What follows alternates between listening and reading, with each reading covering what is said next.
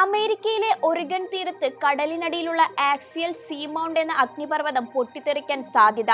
വടക്കുകിഴക്കൻ Pacific Canon ബീച്ചിന് സമീപം 1.4 kilometre അടിയിൽ സ്ഥിതി ചെയ്യുന്ന ഈ അഗ്നിപർവ്വതം പൊട്ടിത്തെറിക്കാനുള്ള ലക്ഷണങ്ങൾ കാണിച്ചു തുടങ്ങിയെന്നാണ് ശാസ്ത്രജ്ഞർ പറയുന്നത്.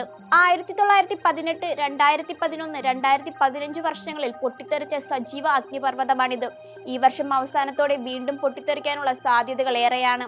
1200 മീറ്റർ ഉയരവും 2 കിലോമീറ്റർ വ്യാസവുമുള്ള ആക്സിയൽ സീ മൗണ്ട് സമുദ്രനിരപ്പിൽ നിന്ന് 1400 മീറ്റർ താഴ്ചയിലാണ് സ്ഥിതി ചെയ്യുന്നത്. അഗ്നിപർവ്വതത്തിന്റെ ഉപരിതലം കൂടുതൽ വികസിച്ചു വരുന്നതിനാൽ ഭൂകമ്പങ്ങളുടെ ആവൃത്തി അടുത്തിടെ ഗണ്യമായി തന്നെ വർദ്ധിച്ചിട്ടുണ്ട്. ഇതൊരു പൊട്ടിത്തെറിക്കായി അടുത്തിരിക്കാമെന്നാണ് സൂചനകൾ നൽകുന്നത്.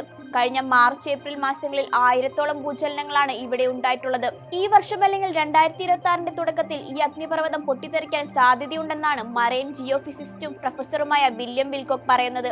2015 ഏപ്രിലിൽ അഗ്നിപർവ്വതം അവസാനമായി പൊട്ടിത്തെറിച്ചപ്പോൾ 24 മണിക്കൂറിനുള്ളിൽ ഏകദേശം 10,000 ചെറിയ ഭൂചലനങ്ങൾ ഉണ്ടായതായും വിൽകോക്ക് പറയുന്നുണ്ട്.